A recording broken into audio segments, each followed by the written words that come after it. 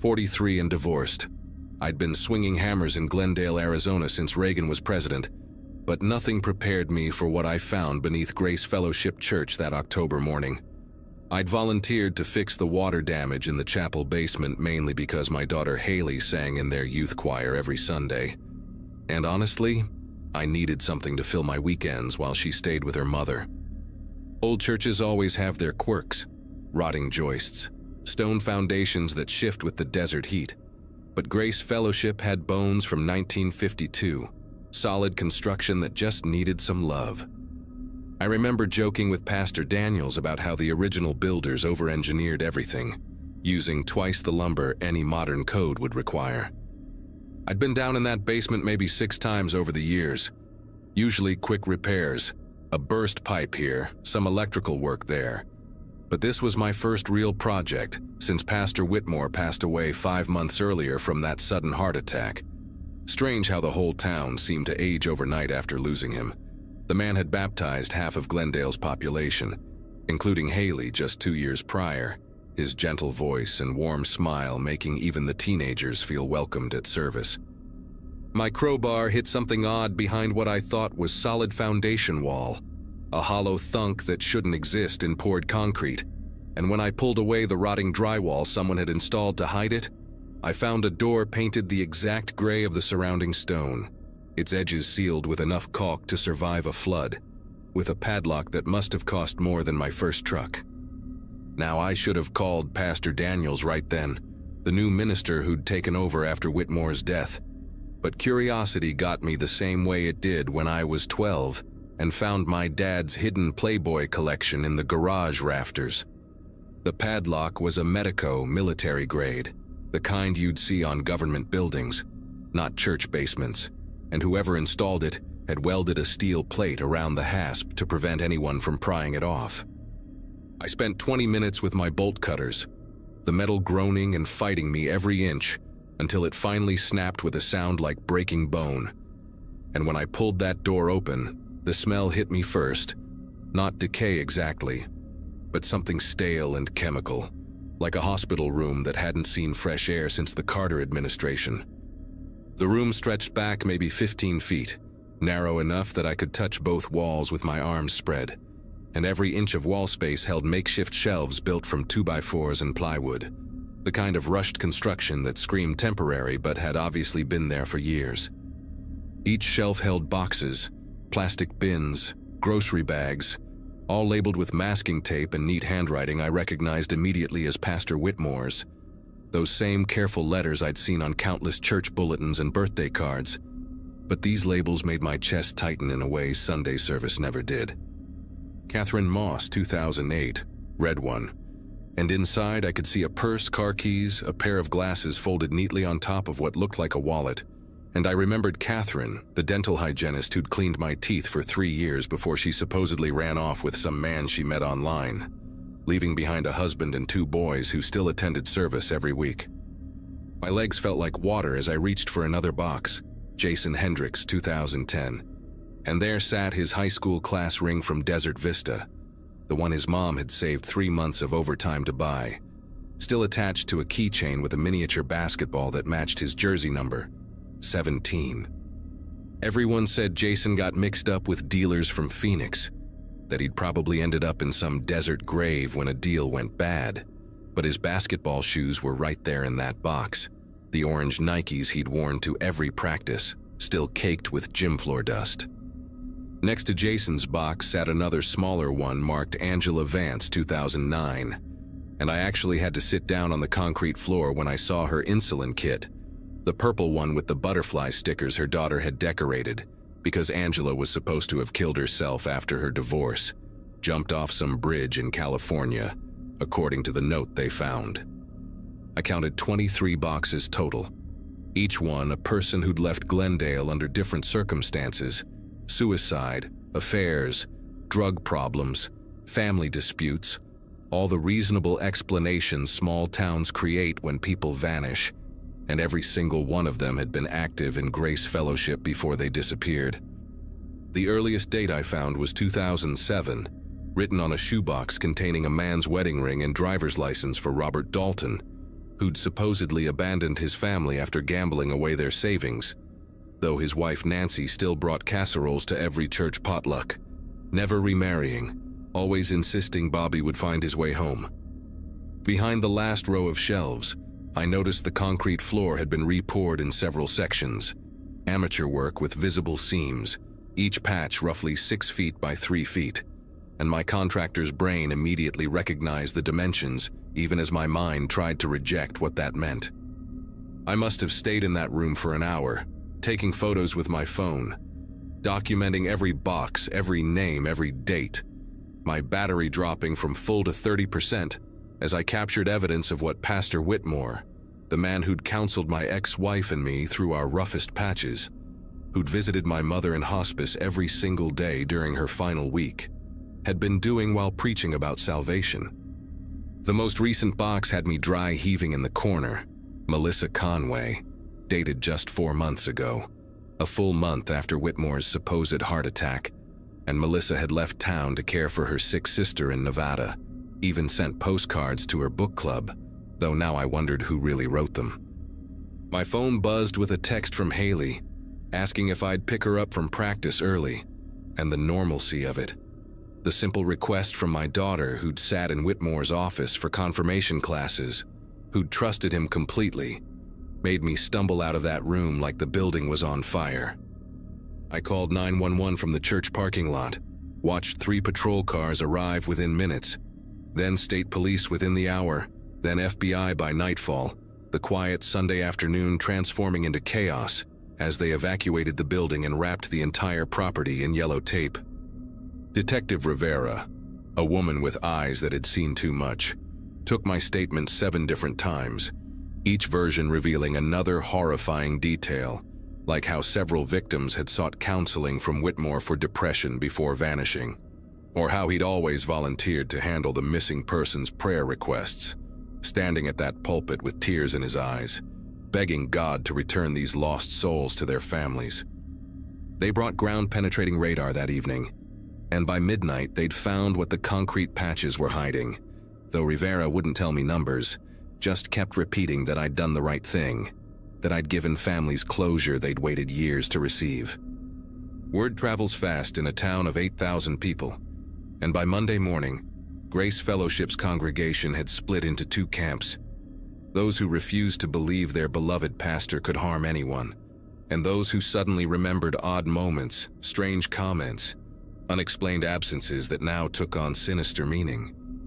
I watched from my truck as Nancy Dalton collapsed outside the police station after they confirmed Robert's remains, her faith in his return finally shattered, while Catherine Moss's husband stood silent with his sons, all 3 wearing expressions of people who'd been grieving wrong for 14 years. The news vans arrived like vultures, parking outside the church, the school, the diner where Whitmore had eaten breakfast every Saturday, their reporters asking how nobody noticed, how an entire community could miss what was happening beneath their feet every Sunday while they sang hymns above. Haley wouldn't talk to me for 3 days after the story broke, just sat in her room with her youth choir photos, staring at the one where Pastor Whitmore had his hand on her shoulder during last year's Christmas concert. And I understood her confusion because I felt it too. How do you reconcile the man who'd held your hand during your mother's funeral with someone capable of keeping trophies from his victims, of standing over their graves while delivering sermons about eternal life, of comforting grieving families while knowing exactly where their loved ones lay buried? Pastor Daniels tried to hold services that next Sunday, but only 40 people showed up in a sanctuary built for 300. And halfway through his sermon about faith being tested, Old Howard Keller stood up and asked the question everyone was thinking: how many more of Whitmore's secrets were still hidden, and who else in church leadership might have known? The investigation revealed that Whitmore had been hunting within his own flock for 15 years, choosing vulnerable members who came to him for guidance, people struggling with addiction, depression, isolation, those whose disappearances could be easily explained away. He'd kept meticulous records in a safety deposit box, written accounts of each killing that the FBI wouldn't release to the public, though Detective Rivera told me privately that he'd believed he was saving them from themselves, delivering them to God before they could damn their souls further. the ultimate perversion of pastoral care. They found evidence of a partner, too. Someone still alive who'd helped move bodies, forge letters, maintain the illusion that victims had simply left town, and the whole community held its breath waiting for that arrest, neighbors eyeing each other with newfound suspicion, wondering who among them had helped create this nightmare. 6 weeks after my discovery, they arrested Whitmore's church secretary, Beverly Thornton, a 70-year-old grandmother who'd worked at Grace Fellowship for 30 years, who'd baked cookies for every youth group meeting, and ran the prayer phone tree with military precision. She'd been the one writing postcards from the dead, keeping their social media active just long enough to establish they'd left voluntarily, scheduling fake sightings in other states through a network of unknowing accomplices who thought they were helping track down wayward souls. The trial dominated local news for months, revealing how she genuinely believed she was helping Whitmore conduct holy work, that these people were chosen by God to transcend their earthly suffering, and watching her testimony was like staring into an abyss where faith and madness became indistinguishable. Grace Fellowship closed permanently after that. The building sold to developers who tore it down to the foundation, though they had to dig down 12 feet to remove all the contaminated soil, and even now, 3 years later, that lot remains empty because nobody wants to build where 23 people lay buried, while their families prayed for their return just 1 floor above. I still do contractor work around Glendale, though I turn down any job involving churches, and sometimes clients recognize my name from the news coverage and ask about that day, but I just change the subject and focus on their kitchen remodel or bathroom tile. Haley switched to a school choir in Phoenix after everything happened, drives the extra 40 minutes rather than sing anywhere that reminds her of Grace Fellowship, and we never talk about the 2 years she spent in Whitmore's youth group, though I notice she keeps her bedroom door locked now, something she never did before. Most of the congregation scattered to different churches across the valley, trying to find faith again in new sanctuaries, but you can spot them sometimes at the grocery store or gas station. That particular hollow look of people who discovered their shepherd was actually the wolf, who learned that evil doesn't always announce itself with horns and sulfur, but sometimes wears a collar and knows all the right words to make you trust completely. I drive past that empty lot every day on my way to work, and while the city planted grass and everyone pretends it's just another piece of vacant land waiting for development, I know what was beneath that foundation, and I know that some holes in a community never really fill, just get covered over with fresh dirt and new grass, waiting for someone else to dig too deep and discover what small towns try so hard to bury.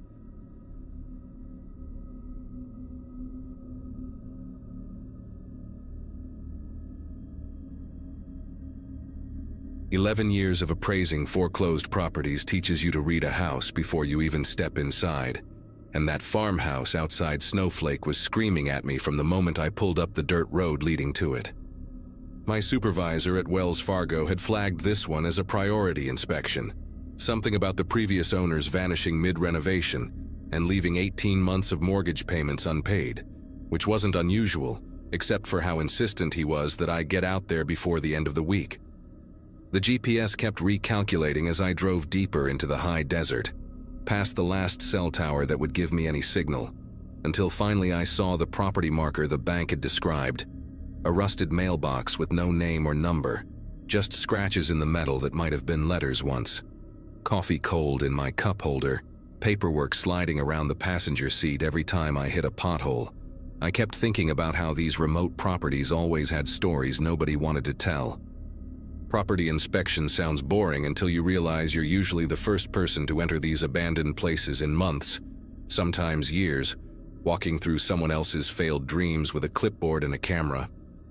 The farmhouse looked too clean for a repo, solar panels still gleaming on the roof, generator humming softly behind the main structure, and fresh tire tracks in the dirt that definitely weren't mine. I grabbed my gear from the truck, noting how the 12 acres of scrubland had been partially cleared in strange patterns, almost like someone had been digging irrigation channels but gave up halfway through, leaving these long trenches that ran from the house toward the hills. Inside, the smell hit me first, not decay or mold like most repos, but something chemical and sharp, like a hospital mixed with fresh concrete, and every room had been modified with new electrical outlets, reinforced floors judging by the sound of my footsteps, and those Ethernet cables snaking along the ceiling that seemed to disappear into the floor at regular intervals. My inspection routine usually took 2 hours max, but I found myself moving slower through this place, taking more photos than necessary because something about the modifications didn't add up to any normal renovation plan. The kitchen had been gutted and rebuilt with commercial-grade ventilation, the kind you'd see in a restaurant, but the dining room had been converted into what looked like a server room, racks of battery backups still blinking green even though the power should have been cut months ago. I followed one of the Ethernet cables through a hole drilled in the floor, which led me to the basement door. Except this house shouldn't have had a basement according to the original blueprints I'd pulled from county records. The door was steel, industrial grade with a magnetic lock that had somehow stayed engaged, despite the supposed power outage, and when I pushed against it, I heard the soft click of it releasing, like it had been waiting for someone to try. The basement wasn't on any of the plans, which meant it was built without permits, probably why the bank wanted this inspection done quickly before county inspectors started sniffing around. I descended concrete stairs that were too new to be original, my phone's flashlight catching fresh tool marks on the walls where someone had carved this space out of solid desert hardpan. Had to have taken months of work with serious equipment. At the bottom, a hallway stretched in both directions, lined with more steel doors, each one marked with a date written in pencil on the frame, going back 3 years, and the chemical smell was stronger here, mixed with something else, like old clothes and perfume and fear all rolled into one. The first door I tried opened into a room about 10 by 10 feet, concrete walls, concrete floor, a single LED panel in the ceiling still running on what must have been battery power, and in the corner, stacked neat as you please, were suitcases, purses, wallets, car keys, and cell phones, dozens of them, all different brands and styles, arranged like someone was cataloging them. I picked up one of the wallets, hands steady even though my mind was racing, and found a driver's license for a woman named Bethany Cromwell from Phoenix, reported missing 14 months ago according to a news article I'd seen while scrolling through my phone during lunch breaks. Another wallet belonged to James Park from Flagstaff, disappeared 2 years back on a camping trip, and suddenly I was looking at maybe 40 or 50 people's belongings, all organized by type, all documented with little tags showing dates and locations. My camera was still hanging around my neck, but taking photos seemed wrong somehow, like I'd be complicit in whatever had happened here. Yet I forced myself to document everything because this was evidence now, not just some repo inspection, and somewhere above me that generator kept humming, keeping power flowing to something down here that needed to stay running. The second room was worse because it had surveillance equipment, monitors stacked on metal shelving, all dark except for 3 that showed grainy green night vision footage of different parts of the property, including my truck parked outside. The cameras were still active, recording to a bank of hard drives that clicked and whirred in the silence, and I could see timestamp overlays showing the current date and time, which meant someone had been maintaining this system recently, probably within the last few days judging by the dust patterns on the desk. One monitor showed a view I didn't recognize at first, then realized it was looking up from underground, through some kind of periscope or hidden camera, watching the road I'd driven in on, and another showed what looked like the inside of one of those trenches I'd seen outside. Except from this angle I could see there were actually grates at the bottom, drainage grates that led somewhere, probably right back to this basement. I should have left right then, called the sheriff's department from the road, let them handle whatever this was, but I kept moving down the hallway, checking each room like completing the inspection would somehow make this normal. The third room had clothing, all cleaned and folded, arranged by size and gender, and the fourth had boxes of medications, prescription bottles with the labels torn off but the pills still inside, hundreds of bottles sorted into clear plastic bins. Room 5 stopped me cold because it wasn't empty like I expected. There was a mattress on the floor, chains bolted to the wall, scratches in the concrete like someone had tried to claw their way out, and a bucket in the corner that I didn't want to think about. The smell was different here too, human and recent, maybe a week old at most. And on the mattress was a journal, leather-bound and filled with entries in different handwriting, like multiple people had written in it over time. The last entry was dated 5 days ago, just a single line that read, "They said someone would come for the house soon," written in shaky blue pen.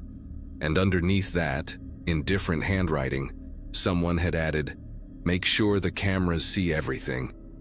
I was photographing the journal pages when I heard it, the magnetic lock on the basement door clicking shut with that same soft sound it had made when it opened. Except this time I was on the wrong side of it. The monitors in the surveillance room would show me standing there, clutching that journal, finally understanding that this inspection wasn't random, that my supervisor sending me here alone wasn't about the bank needing a quick turnaround, and that those fresh tire tracks I'd seen weren't from someone leaving but from someone arriving, someone who knew exactly when I would be here. Panic doesn't describe what I felt, more like a cold calculation of exactly how screwed I was. No cell signal, nobody expecting me back for hours, and whoever built this place had thought through every detail. I ran back to the basement door, pushing against it, pulling on the handle. But magnetic locks don't work that way. They need power to release, and someone upstairs controlled that power. The ventilation system kicked on with a low hum, and I noticed vents in every room, wondering if that chemical smell was about to get stronger, if this was how it worked. But then I heard footsteps above me, slow and deliberate, walking from room to room like they were doing their own inspection. The journal was still in my hand, and I flipped through more pages, finding maps of the property with tunnel systems marked in red ink, notes about delivery schedules, and lists of names with check marks next to some and question marks next to others. My supervisor's name was on there with a star beside it. I went back to the surveillance room, thinking maybe I could use the equipment to call for help, but the computers were locked, password protected, and the monitors just kept showing their feeds, including a new angle I hadn't noticed before, the basement hallway where I was standing right now, watching myself watch myself on screen. Then I saw movement on one of the exterior cameras, a van pulling up beside my truck, no license plates, and 2 people getting out wearing medical scrubs and surgical masks, carrying what looked like equipment cases, moving with the efficiency of people who'd done this before. They weren't hurrying, weren't worried about being seen, just methodically unloading their van like this was any other job. And one of them looked directly at the camera and gave a small wave, like they knew I was watching, like they wanted me to see what was coming next. The drainage grates, that's when it clicked. Those trenches weren't failed irrigation, they were escape routes or maybe disposal routes, and the journal mentioned something about the runners who tried to use them but never made it past the sensors. I grabbed a metal shelf bracket from the surveillance room and went to work on one of the grates in the hallway floor, prying at the edges until my fingers bled, because staying here meant ending up in one of those rooms or worse, and at least the tunnels gave me a chance. The grate came loose just as I heard the basement door's magnetic lock disengage with that soft click, and I didn't wait to see who was coming down, just dropped into the tunnel, landing hard on wet concrete about 8 feet down, my ankle twisting but not breaking, and started crawling through absolute darkness toward what I hoped was away from the house. Behind me, I could hear voices echoing down the tunnel, calm and professional, discussing dosages and prep times like they were planning a medical procedure, and one of them mentioned that the cameras in the tunnels had night vision so they could track my progress, guide me where they wanted me to go. I kept crawling anyway, using my phone's dying flashlight to navigate through the narrow concrete tube, trying not to think about what might be on the walls I was touching or what had happened to the others who'd tried this route. After what felt like hours but was probably 20 minutes, I hit a junction where 3 tunnels met, and I could hear water flowing somewhere below. An underground stream, maybe. Something not on their plans. I chose the tunnel that sloped downward, following the sound of water, and eventually broke through a rusted grate into a natural cave system, part of the limestone formations common in that part of Arizona. And for the first time since that door locked, I had hope. The cave led to an old mine shaft, abandoned probably since the 1940s based on the equipment I passed, and from there to a desert wash about 2 miles from the farmhouse, where I emerged covered in mud and blood, my ankle swollen to twice its size, but alive and free with my camera's memory card still in my pocket, containing every photo I'd taken. A rancher found me stumbling along Highway 77 about an hour later, half delirious from dehydration and pain, and drove me straight to the emergency room in Show Low, where I told the cops everything while a nurse cleaned gravel out of my palms. The FBI took over within hours, but when they got to the farmhouse the next morning, the basement was filled with concrete, fresh poured and still warm, all the evidence buried under tons of industrial-grade quick-set cement that would take weeks to excavate. My photos became the only proof of what I'd found. Grainy and dark, but clear enough to match belongings to missing persons cases across 3 states. Clear enough that families finally had answers, even if they'd never have closure. The bank fired my supervisor 2 days later, claimed they had no knowledge of any connection to the property, and their lawyers made sure I understood that discussing any theories about their involvement would result in lawsuits I couldn't afford to fight. I quit doing property inspections after that, moved to New Mexico, and got a job appraising commercial real estate. Nice clean office buildings with security cameras that actually keep people safe instead of documenting their disappearance. The FBI says they're still investigating, that the property's been seized as a crime scene. But I check the news every few months and nothing ever changes. No arrests, no updates. Just that farmhouse sitting empty in the desert while somewhere those people in medical scrubs are probably setting up another basement, another system, another trap for someone who thinks they're just doing their job. Sometimes at night I dream about those tunnels, about crawling through darkness while voices echo behind me, discussing medical procedures, and I wake up checking my apartment door to make sure it still opens from the inside, that the lock isn't magnetic, that I can leave whenever I want, because that's something you never stop checking once you've been on the wrong side of a door that won't open.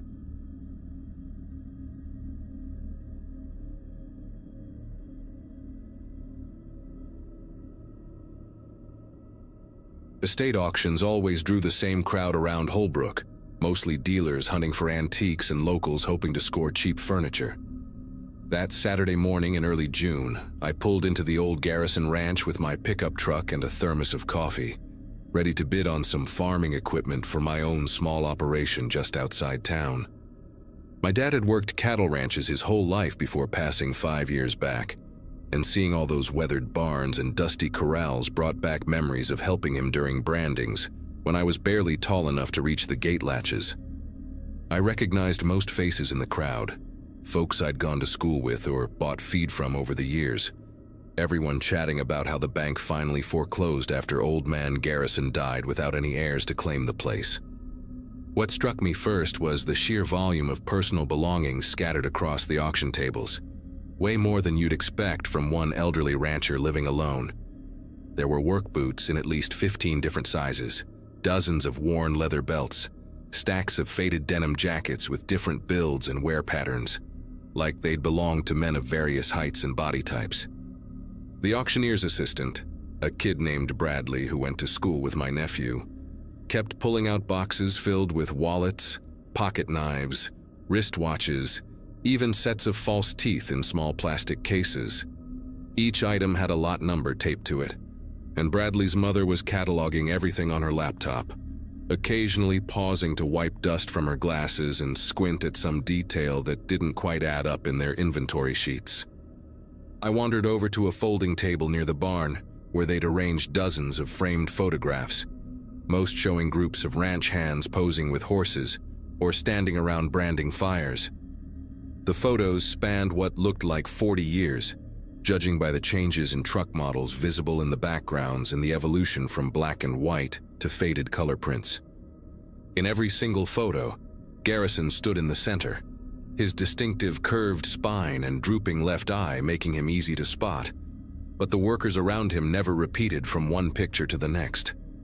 Not one familiar face carried over between seasons, which seemed impossible given how ranch work usually went, where good hands stayed on for years, and built relationships with the livestock and the land. A woman named Dolores, who ran the local historical society and collected old photographs of the area, picked up one of the larger frames and studied it with a magnifying glass she pulled from her purse. She pointed out something to her husband, Frank, and they both leaned in close, whispering about recognizing someone in the photo who they thought had moved to Colorado back in the 80s. But then Dolores found another photo from 1992 with what looked like the same man's baseball cap and distinctive turquoise belt buckle laid out on a bunkhouse cot, like someone had arranged his belongings for a picture after he'd gone.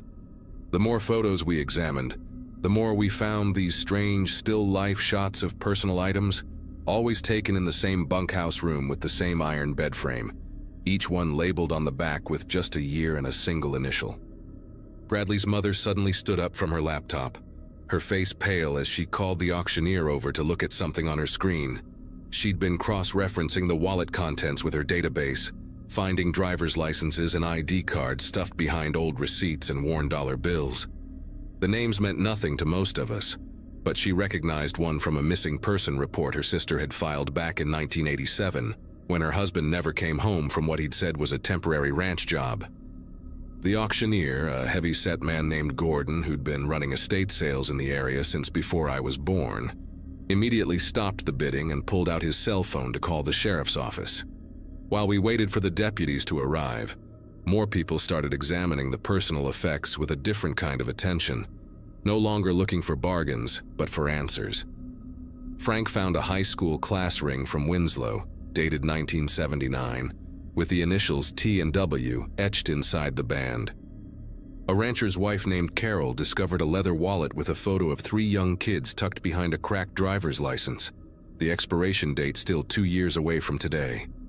The mood shifted from excitement about good deals to a heavy, uncomfortable silence as everyone began to realize these weren't just forgotten belongings from workers who'd moved on to other jobs. 2 sheriff's deputies arrived within 20 minutes, followed by a detective I recognized from when she'd investigated a cattle theft case at my neighbor's place last year.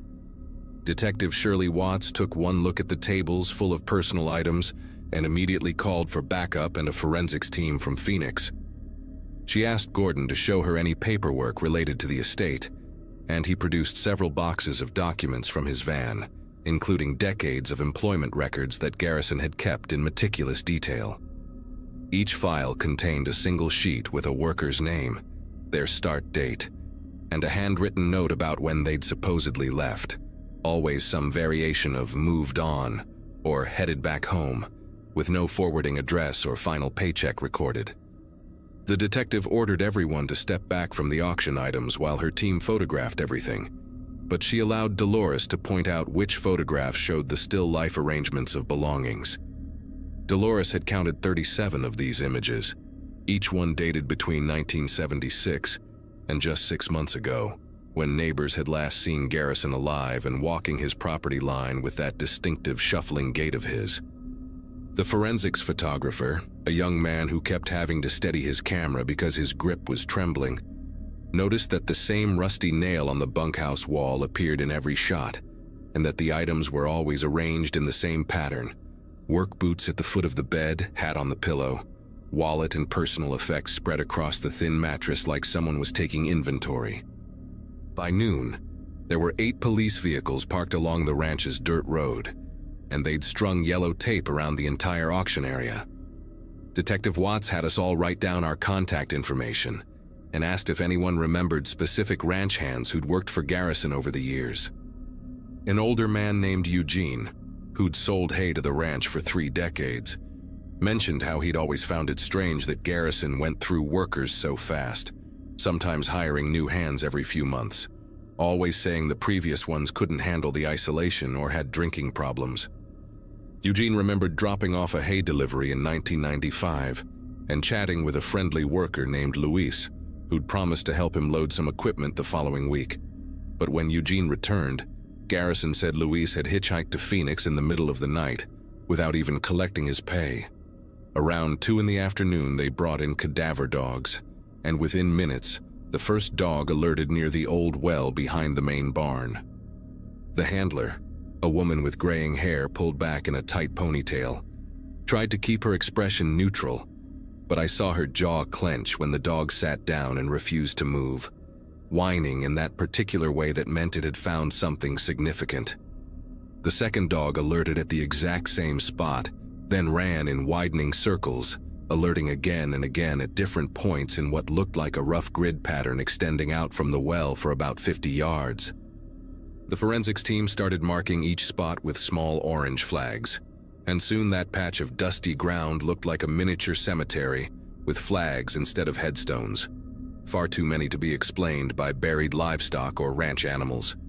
Detective Watts gathered those of us who'd been at the auction and told us we were free to leave, but asked us to remain available for follow-up questions. She mentioned that the FBI would likely get involved given the scope of what they were uncovering, and that the investigation would probably reveal victims from multiple states who'd come to Arizona looking for ranch work. As I walked back to my truck, I passed the table with all those photographs, and one caught my eye. A group shot from 1988 where a young man in the back row wore the same style of watch my father had worn, a silver Timex with an expandable band that he'd gotten for his 40th birthday.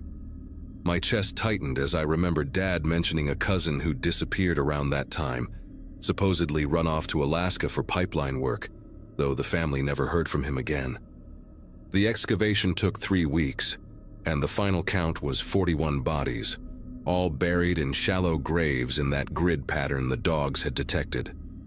Most were migrant workers or drifters who'd answered ads for ranch work, men without close families or anyone to report them missing. The forensics team found that Garrison had poisoned them with antifreeze mixed into coffee or food, then buried them within hours, keeping their belongings as some kind of twisted trophies. They found journals in his house where he'd written brief notes about each man, criticizing their work ethic or personality flaws, as if justifying what he'd done. The FBI traced several victims through DNA and dental records, finally giving families answers about relatives who'd simply vanished. The ranch was eventually demolished, the land sold to the state as part of a settlement with the victims' families, and now it's just empty desert with a small memorial plaque that most people driving past would never notice.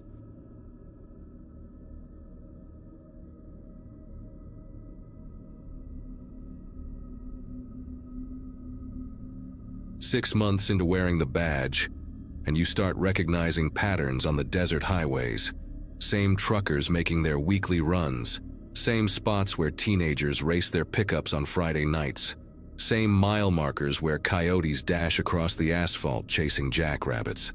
My patrol route from Wickenburg to Salome had become as familiar as my own driveway, 87 miles of Arizona State Route 60 that I could navigate with my eyes closed. That particular night in early September, the thermometer on my cruiser still read 94 degrees at 11 p.m., and the radio had been quiet for nearly 2 hours, except for dispatch checking in every 30 minutes like clockwork.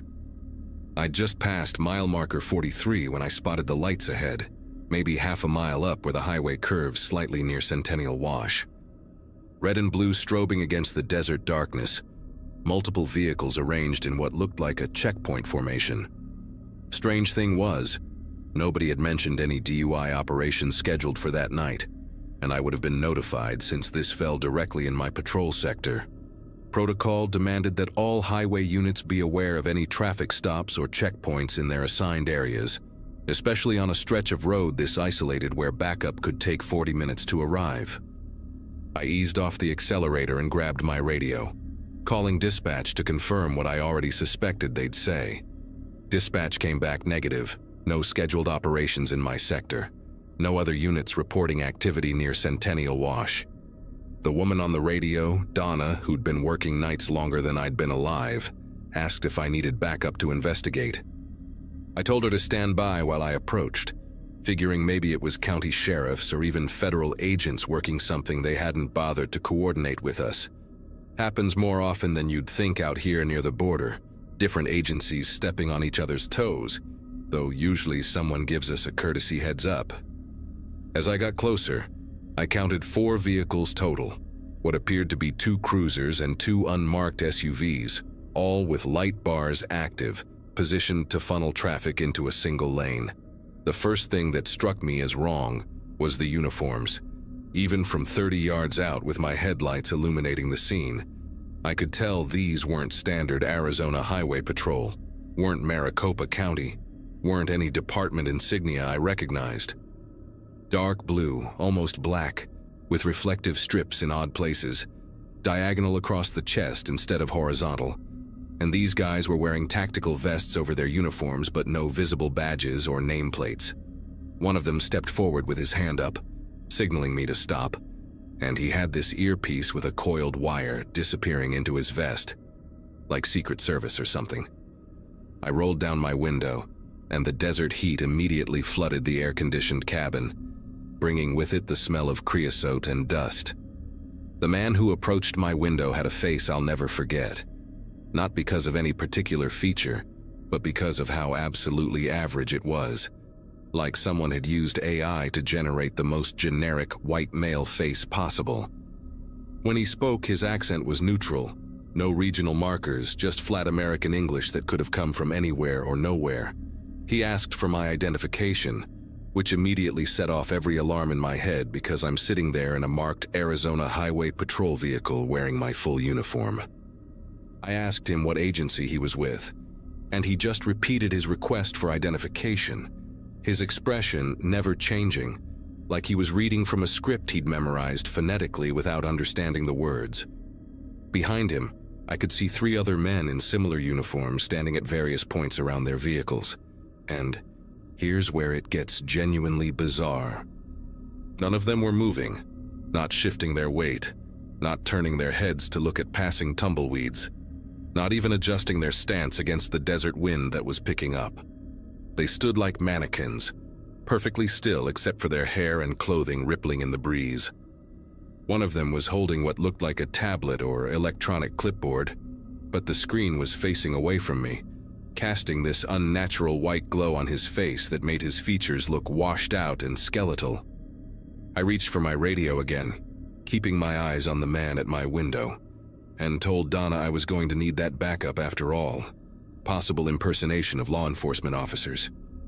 The moment I said those words into the radio, the man at my window took a step back and made this hand gesture to the others, just a quick circular motion with his index finger. All 4 of them moved in perfect synchronization toward their vehicles.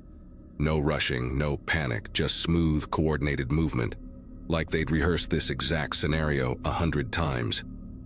I put my cruiser in park and stepped out, my hand instinctively resting on my service weapon, calling out for them to stop and identify themselves. Not one of them acknowledged me, just continued their synchronized retreat to their vehicles. That's when I noticed their cruisers had no department markings, no unit numbers, just white doors with generic star-shaped badges that could have been bought from any police supply website. What happened next still makes me question my own perception, even though I've watched the dashcam footage probably 200 times since that night.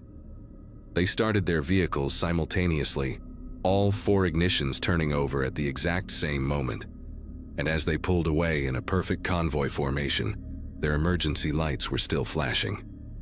But here's the thing that nobody can explain. On the dashcam video, those lights just cut out mid-frame.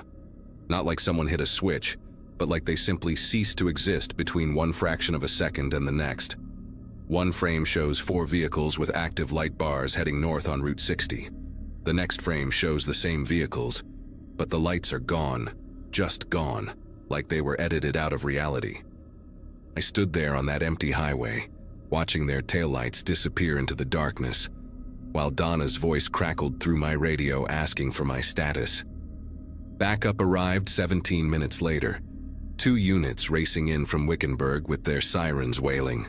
By then, I'd walked the entire area where the checkpoint had been, using my flashlight to search for any evidence they'd been there. No tire marks in the soft shoulder where they'd been parked, no footprints in the desert sand despite the fact that I'd watched them walking around. Not even the usual trash you'd find at any traffic stop.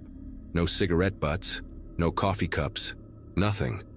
The only thing I found was this weird residue on the asphalt, like someone had spilled metallic paint that had already dried. these silver-gray patches arranged in an almost perfect rectangle where one of their vehicles had been positioned. I scraped some of it into an evidence bag, though the lab later said it was just standard road surface material. Nothing unusual about its composition. The investigation that followed turned into one of those cases that gets passed around the department in whispers. Investigators pulled traffic camera footage from both directions, but the cameras mysteriously showed nothing during that 20-minute window, just empty highway, even though 3 civilian vehicles had passed through and their drivers independently reported seeing the checkpoint. A trucker named Walter Gibson had even been stopped by them, said they asked him bizarre questions about his cargo manifest, specifically wanting to know if he was carrying any agricultural products or soil samples, which he wasn't. A couple in an RV, the Andersons from Michigan, said the men had waved them through after shining flashlights into their vehicle for an uncomfortably long time without saying a word. All 3 witnesses described the same thing: dark uniforms, no proper identification, and something fundamentally wrong about how these men moved and spoke. 2 weeks after the incident, things took an even stranger turn. The FBI showed up at our station, not the Phoenix field office guys we sometimes work with, but agents from somewhere back east who wouldn't specify which division.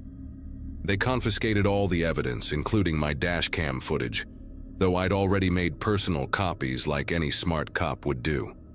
They interviewed me for 6 hours straight, asking the same questions over and over, particularly about the exact wording the fake officers used, their physical descriptions, and whether I'd noticed any unusual electromagnetic interference with my equipment. They seemed especially interested in the timing, down to the second, of when those emergency lights vanished from the video. Before they left, they made it clear this was now classified as a federal matter, and any further discussion about the incident could be considered interference with an ongoing investigation. Since then, I've heard through unofficial channels about similar incidents in Nevada, Utah, and Eastern Oregon, always on isolated highways, always late at night, always with the same profile: fake law enforcement, synchronized movements, bizarre questions about agricultural products or geological samples, and evidence that just doesn't add up. The truckers have started warning each other on their CB channels, calling them the phantom checkpoints, though most people think it's just another urban legend like the black-eyed kids or the vanishing hitchhiker. But I know what I saw that night, what my camera recorded, and what those other witnesses experienced. Whoever those men were, whatever they were looking for out there in the desert, they're still operating. I've transferred to day shifts now.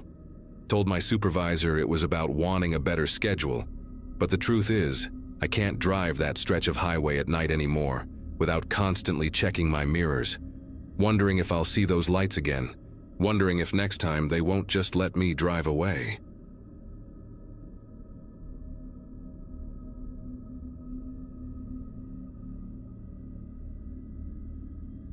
January in Bisbee meant 2 things: tourists gone and weather that could turn mean without warning. I'd inherited my grandmother's place just outside town limits the previous spring, right after finishing my nursing degree at 31, and most folks thought I was crazy for actually moving in. A single woman living alone 40 minutes from the nearest neighbor, they said, shaking their heads at the pharmacy or the grocery store. But after 7 years of cramped apartments and roommates who never cleaned their dishes, that little adobe house nestled against the Mule Mountains felt like freedom itself. I had my books, my cat Oliver, and enough savings to take a few months off before starting at the regional hospital. What I didn't have, as I would learn that night, was any real understanding of why my grandmother had installed so many locks on her doors, or why she'd spent her last years writing those strange letters to the sheriff about lights in the hills.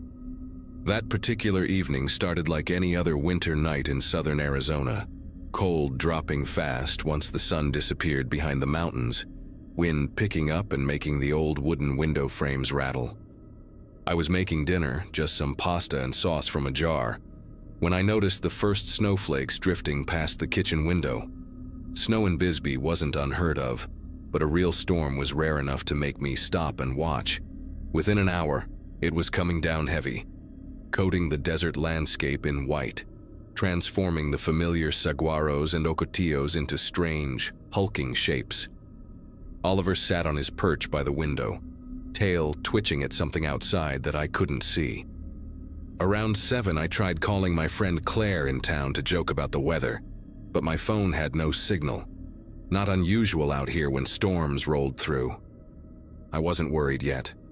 I had firewood, plenty of food, and the generator my grandmother had installed would kick in if the power went out. I actually felt cozy, safe even, watching the snow pile up on the porch rails while I settled in with a paperback thriller, the irony of which wouldn't hit me until much later. At exactly 9:17, I know because I'd just checked my phone hoping for signal, everything went dark. Not the gradual dimming you get when a storm knocks down a power line somewhere far away, but an instant, complete blackness, like someone had thrown a switch. The heater's hum died. The refrigerator stopped its gentle rumbling, and suddenly all I could hear was wind and snow hitting the windows. I felt my way to the kitchen drawer where I kept a flashlight, knocking over my water glass in the process. The crash made Oliver yowl and bolt upstairs. As I clicked on the flashlight, I waited for the familiar rumble of the generator kicking in. My grandmother had paid good money for that thing. Always paranoid about losing power out here. 10 seconds passed, then 20, then a full minute. Nothing. The house grew colder by the second. That high desert cold that seeps through walls and finds your bones. I pulled on my jacket and headed for the back door, flashlight beam cutting through the darkness, to check the generator shed. I'd made it halfway across the kitchen when I heard them. Footsteps in the snow, slow and deliberate, crunching their way around the side of the house toward the front porch. Not the quick, light steps of a deer or javelina. These had weight behind them, a rhythm that only comes from 2 human legs. I clicked off my flashlight immediately, muscle memory from all those true crime podcasts I'd listened to, and pressed myself against the wall. The footsteps continued, unhurried, like whoever it was knew exactly where they were going. They stopped right at my front porch, maybe 10 feet from where I stood frozen in my dark kitchen.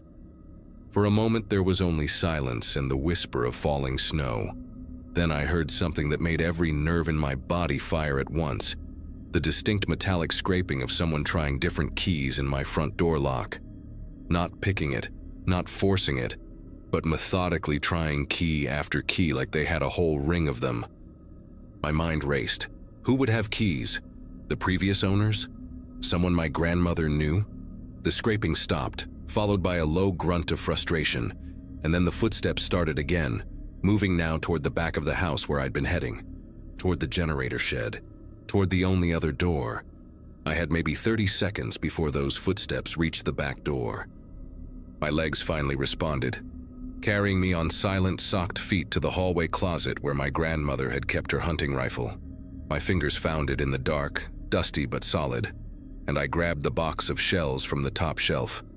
I'd learned to shoot years ago, but loading in pitch blackness with trembling fingers while listening to those steady footsteps getting closer was something else entirely. I managed to get 3 shells in before I heard the back door handle rattle.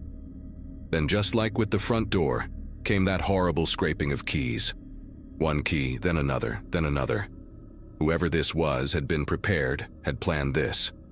The wind howled, covering the sound of my breathing as I positioned myself at the end of the hallway with a clear view of the back door. Through the small window in the door, I could make out a shape.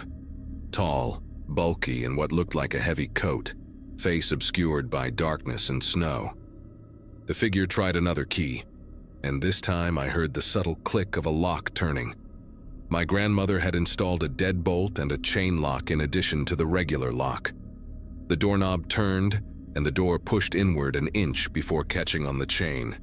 The figure didn't curse or kick the door, or do any of the things a frustrated burglar might do. Instead, they pulled something from their coat. A pair of bolt cutters, the long handles gleaming faintly in what little moonlight filtered through the storm clouds. They slipped the cutting end through the gap in the door, searching for the chain, and that's when I saw their wrist in the sliver of space, a thick leather watch band, and below it, a tattoo I recognized with a sick jolt of terror. 3 mountain peaks with a sun rising behind them. I'd seen that tattoo before, several times actually, on the arm of a man named Clayton who ran the hardware store in town. The same man who'd helped me change the locks when I first moved in. The same man who'd made copies of my keys for the spare set I'd wanted to hide outside. The same man who'd asked so many questions about me living alone, about my schedule, about whether anyone ever came to visit. The bolt cutters found the chain and began to close with a metallic grinding sound. In about 5 seconds, he'd be inside my house. I raised the rifle and pumped a round into the chamber, the sound unmistakable even through the door and the storm. The bolt cutters stopped moving instantly. For 3 heartbeats, neither of us moved. Him on one side of the door with his arm still through the gap, me on the other with the rifle aimed at chest height. Then his arm slowly withdrew, pulling the bolt cutters back through. I heard his boots shift in the snow, and when he spoke, his voice was different from the friendly hardware store owner I thought I knew. Lower, rougher, with an edge that made my skin prickle.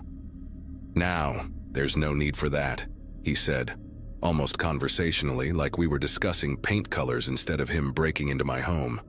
"I just wanted to check on you in the storm. Power's out all over town. Got worried when I saw your place go dark."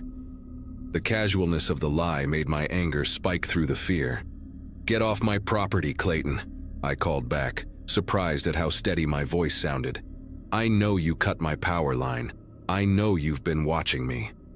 There was a pause, then a low chuckle that seemed to come from deep in his chest. "Your grandmother said the same thing, you know. Always so paranoid. Always thinking someone was out to get her. Shame what happened to her in the end." My finger found the trigger as pieces clicked together in my mind. My grandmother's death had been ruled natural causes, heart failure in her sleep, but she'd been healthy for her age, still gardening and hiking the week before she died.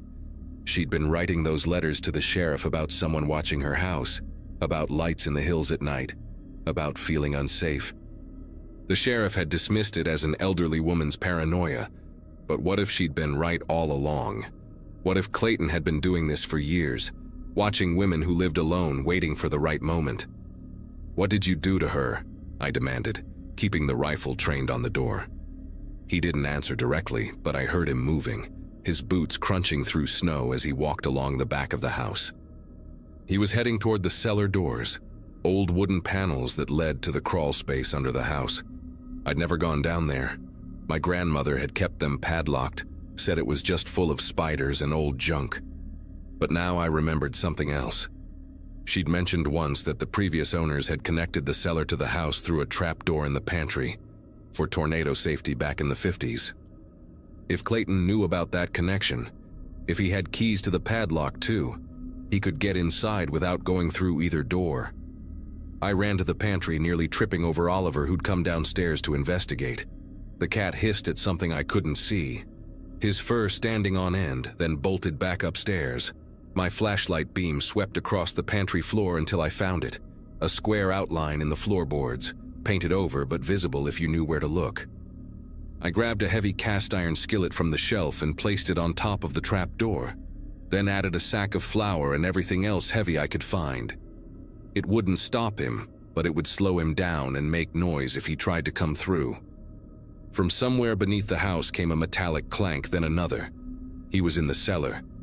I could hear him moving around down there, searching for something. The trap door under my makeshift barricade creaked slightly, testing. Then silence. Long, stretching silence that made my ears ring. I stood there in the dark pantry, rifle ready, listening to my own heartbeat and waiting for his next move. That's when I heard something that confused me at first. The generator suddenly roaring to life outside, flooding the house with light. Every bulb blazed on at once, blindingly bright after so much darkness. But that made no sense. Why would he fix the power he'd cut? Then I understood, and the realization hit me like ice water. He wanted the lights on so he could see me from outside. All those windows I'd never thought to cover with curtains because there were no neighbors to worry about. Now they were like a stage, displaying my every movement to someone standing in the darkness beyond. I was lit up like an actress in a spotlight, while he was invisible in the storm. I dropped to the floor immediately, crawling military-style toward the living room where the curtains were drawn. Behind me, I heard the cellar doors slam shut and footsteps running through the snow circling the house. He was looking for me through the windows, hunting for his perfect shot or angle of entry. I reached the living room and pressed my back against the wall between two windows, trying to control my breathing. The footsteps stopped somewhere near the kitchen windows. Then I heard something that made my chest tighten, the distinct sound of glass cutting, that high-pitched squeak of a glass cutter scoring a window. He was going to cut a hole, reach through, and unlock a window from the inside. No keys needed, no forcing doors. Just a clean, quiet entry while I huddled here in the light he'd so thoughtfully provided. I knew I had to move fast. The glass cutter stopped, and I heard a sharp tap. He was breaking out the scored circle. I belly crawled to the breaker box in the hallway, reached up and flipped the main switch. Darkness swallowed everything again. This time, I heard him curse loudly from outside, the first real sign of frustration he'd shown. Good. Let him be the one stumbling blind in the snow. I made my way back to the kitchen by memory, avoiding the furniture I knew was there, and positioned myself where I could see both the back door and the window he'd been working on. The hole in the glass was visible as a darker circle against the dark window, about the size of a softball, right next to the window latch. Snow was already blowing through it, creating a small drift on my kitchen counter. For a moment, everything was still except for the wind. Then I saw movement at the hole, a gloved hand reaching through, feeling for the latch. I raised the rifle and fired without hesitation. The blast was deafening in the enclosed space, and the window exploded outward in a shower of glass. The hand vanished instantly, and I heard Clayton swearing and stumbling through the snow, moving away from the house. I'd missed him, probably intentionally. I couldn't bring myself to actually shoot someone, even him. But the message was clear. For the next hour, nothing happened. I stayed in my defensive position, rifle ready, listening. The snow kept falling, the wind kept howling, but Clayton had gone silent. Maybe I'd scared him off. Maybe he was waiting me out. My phone suddenly buzzed. One bar of signal had appeared. I quickly dialed 911, my voice shaking as I explained the situation to the dispatcher. She said units were already on their way. Apparently, Clayton's wife had called 20 minutes ago when she'd discovered his workshop. She'd found what she called a disturbing collection. Hundreds of photos of my grandmother's house, detailed notes about her routines, and similar documentation about 4 other women in the county, including me. She'd also found my grandmother's missing jewelry and a key ring with copies of keys labeled with addresses. The dispatcher told me to stay on the line, that officers were 5 minutes out despite the storm. As I waited, I heard sirens in the distance growing louder. Then from somewhere outside, Clayton's voice, calm again but with an edge of something like disappointment. They never would have known if you'd just been friendly, just like your grandmother, too suspicious for your own good. I didn't respond. 2 minutes later, red and blue lights filled my windows and I heard officers shouting commands. They found Clayton trying to hide in the generator shed, still holding the glass cutter and the bolt cutters, his right hand bleeding from where flying glass had caught him. The trial made headlines across Arizona. Clayton Pierce, that was his full name, had been stalking and terrorizing women in the area for over 15 years.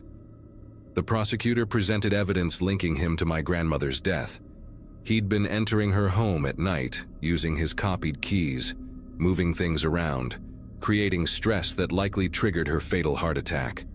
They found journals in his workshop dating back decades, documenting his obsession with women who lived alone, especially those he'd helped at his hardware store. 4 other women came forward during the investigation, sharing stories of strange incidents they'd dismissed as coincidence, missing items that would reappear days later, doors they swore they'd locked found open, the feeling of being watched that everyone told them was just paranoia. One woman, a retired teacher named Dorothy, broke down crying when she learned the truth. She'd moved away 3 years ago, convinced she was losing her mind when things in her house kept moving on their own. Clayton got life without parole. His wife divorced him and left town. The hardware store closed and someone from Phoenix bought the building to turn it into an antique shop. I still live in my grandmother's house.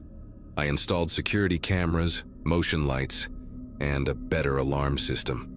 I got bars for the basement windows and replaced all the locks again, this time doing it myself. Oliver still sits by the windows, but now he seems calmer, like whatever he was sensing before is finally gone. Sometimes, on winter nights when the wind picks up, I remember that night and check my locks twice, but I refuse to let fear drive me from the home my grandmother loved, the home she tried to protect. I know now that she wasn't paranoid. She was right. And her refusal to be driven away, even in the face of real danger, gave me the strength to stay and fight when my turn came. The sheriff's department formally apologized for dismissing her concerns, and they've implemented new protocols for handling stalking reports. I started working at the hospital last month, and I'm slowly making friends in town. People still whisper about what happened sometimes, but mostly they just nod respectfully when they see me at the store or the diner. I'm the woman who fought back, who survived, who helped expose a predator that had been hiding in plain sight for years. My grandmother would be proud.